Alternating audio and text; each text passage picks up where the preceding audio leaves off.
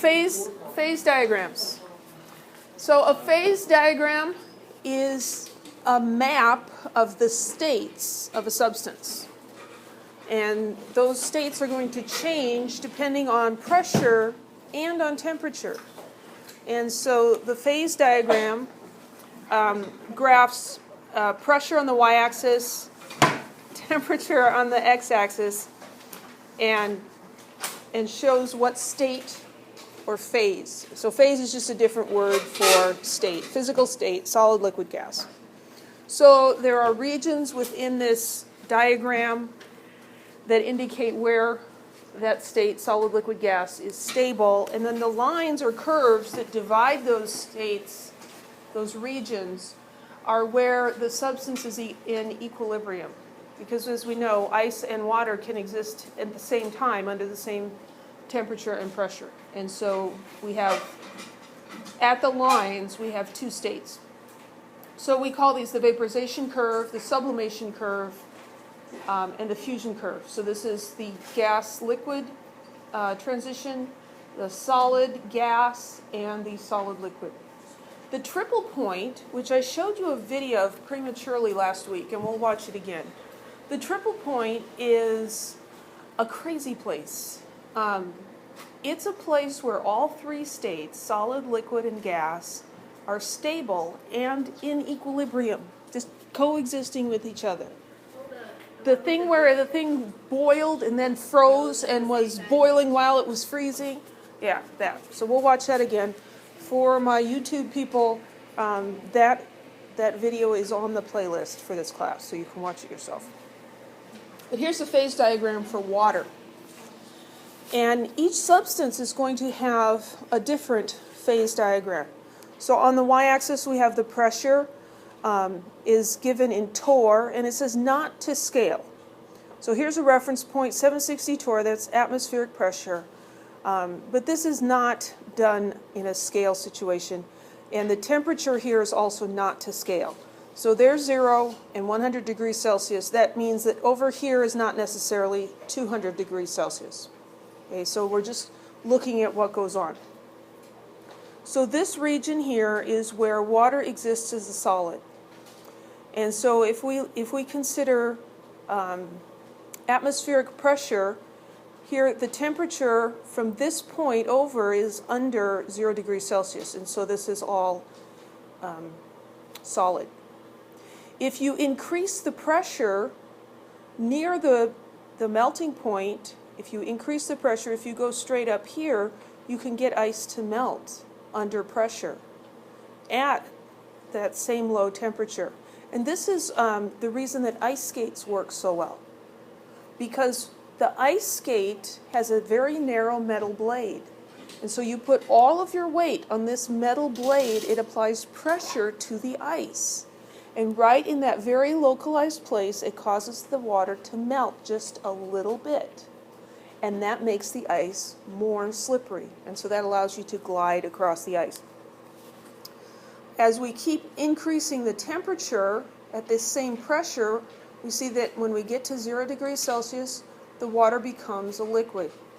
And as we keep increasing the temperature, we get to this vaporization curve where it starts to boil and become a gas. And above that, it will remain a gas. We can also look at like I did over here with a temperature line. So if we come down here and we reduce the pressure at 0 degrees Celsius, the water remains a solid, and then if we get to a low enough pressure, it will actually begin to melt at a very low pressure. And so that's kind of weird that you go to a higher pressure and it melts, and you go to a lower pressure it melts. And that happens right here. This is the triple point. So a little bit above 0 degrees Celsius and at a pressure lower than atmospheric pressure, you can get all three substances existing together. Up here, this vaporization curve stops. At a relatively high pressure and high temperature, what happens after this? Well, up in this region, you have what's called a supercritical fluid. I should probably look for a YouTube video of that as well.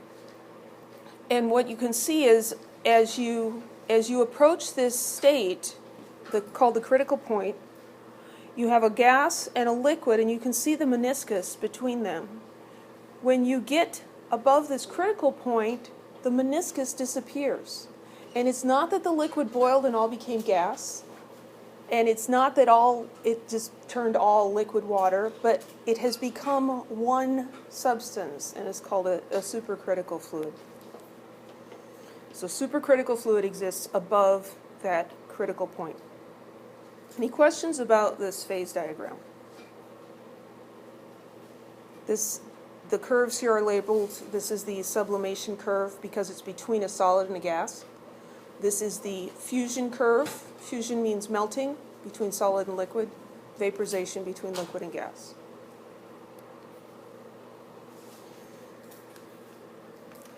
This is I'm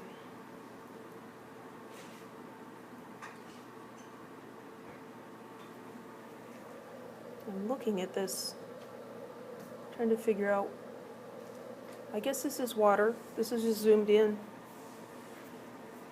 Here, pressure, now the pressure is listed in atmospheres.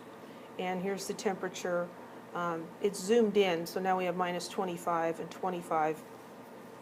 And as I kind of showed you on the other diagram, we can go across and increase temperature and see what happens to the states. Or we can look in a vertical line and see what happens as we change the pressure. If we take a liquid water, and we reduce the pressure, what did we learn about the boiling point of water as a function of the pressure? How does the vapor pressure of water depend on the temperature?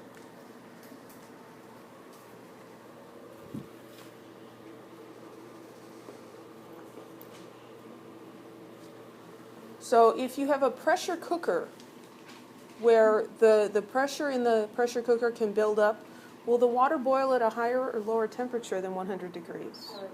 Higher. When the external pressure is higher, the boiling point goes up. Because the water boils when its vapor pressure equals atmospheric pressure. So if you increase the pressure on the water, then it will have to get to a higher temperature before it can boil.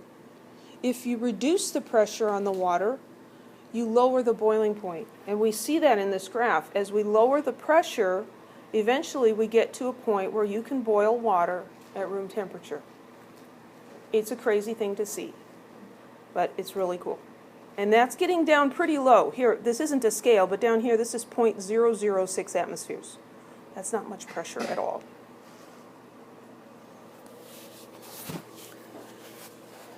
Now, the arrangement of these curves can be very, very different for different substances.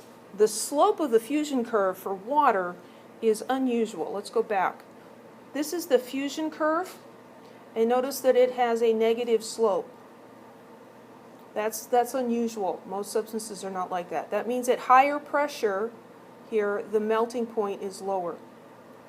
Here are phase diagrams for iodine and for carbon dioxide. Are these substances polar or nonpolar? Nonpolar. Iodine is I2, and CO2 is a linear molecule, and so it's also nonpolar. So in this diagram for iodine, we find that its triple point is at 1.118 atmospheres and 114 degrees Celsius. Its fusion curve has a positive slope. As you increase, let's follow curve A here. As you increase the pressure, you'll get the liquid to freeze at a higher temperature. And that's different than water. Water slanted, I'll have to draw that. Water went this way, right? So they've got different slopes. Carbon dioxide has a very interesting phase diagram. So here's the solid, here's the liquid. There is no stable liquid phase at atmospheric pressure.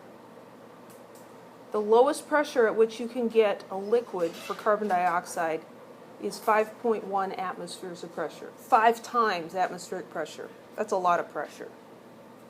So its triple point is way up here in terms of pressure.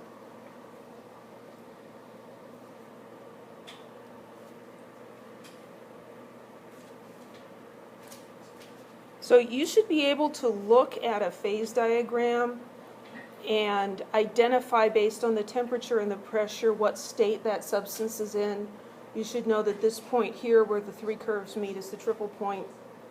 The point where the vaporization curve ends is the critical point, and that above that you have a supercritical fluid.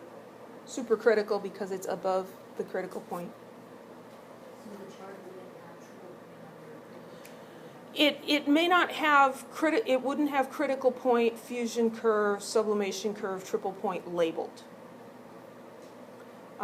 It's possible that it may not even have these 3 states labeled, but you should be able to figure that out, right?